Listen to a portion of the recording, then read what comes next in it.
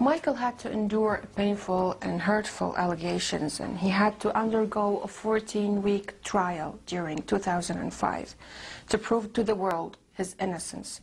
And every time he came to the court, you were there by his side. Tell us about that time. How hard was it for Michael? Well, it was very tough. It was very hard for him, and even before that, this was all planned. It was part of a conspiracy, part of the American government, the FBI, to do an investigation for 17 years on Michael Jackson. And for what? They found nothing. And they tried and tried and tried to bring him down, to diminish his popularity. And that's what is so just unbelievably misunderstood by the world. It's like they put these allegations out there because they want the world to think that he did this. I know my brother. Yes. We know each other. My mother raised us to have God in our lives from the very beginning. Michael never would do such thing, but this was a way to put the world's focus on this while they're trying to steal his publishing, his catalog. He was so powerful in success.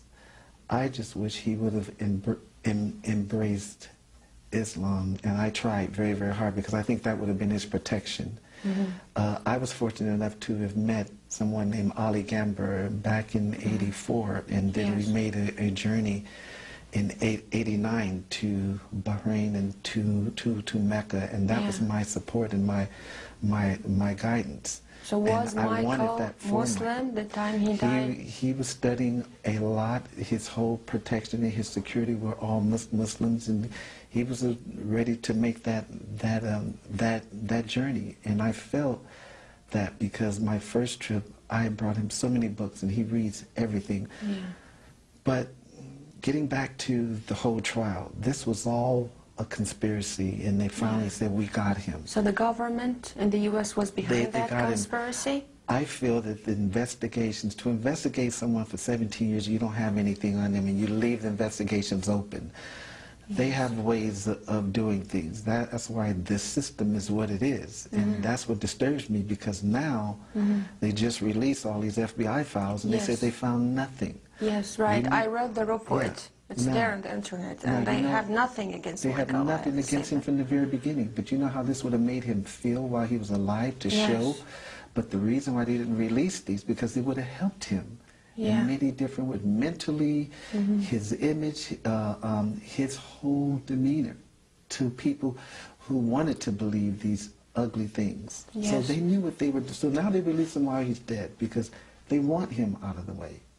And so I'm speaking like this because I'm very disturbed. I'm very disturbed in the system. I'm very disturbed in the way things were handled, because he became so successful. His kindness became a threat. Why? He wasn't interested Why in he was a threat? Because that's the way it is in this world. He's not interested in politics. He's not interested in anything but helping people. That's it. And making their lives I want you to take us back to the moment when the judge announced not guilty on 13th of June 2005. Tell us about that moment. What did Michael do? What did your mother do? Well, what had happened was, when we went to the courthouse for the final, let's start over. The judge told us, we're going to read the verdict on this day. And if Michael Jackson is not in this courtroom in 45 minutes, he's going to jail. It's told to us just for 20 years. He's going to jail regardless. That's what they told us. So, in other words, if we're late and he's not here, he's going to jail. And so what happened was, we got the call, and we were all at the ranch ready. So Tito and myself, we put on our clothes really quickly, and Michael was in one of the SUVs with my sister, Rebe, and she was kind of consoled him, and he was just beating his leg until the floor. Why are they doing this to me? And they really thought he was going to jail, but see, Allah is so good because His good and His innocence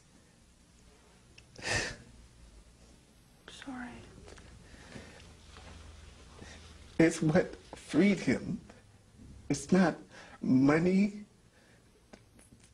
it's material. He's a good soul. That's what freed him. Yes, he was. That's what freed him. So they told us there's only 6 seats. Every trial, but you didn't see certain family members there because the judge did not want to show, and the American media didn't want to show my entire family sitting there supporting their brother.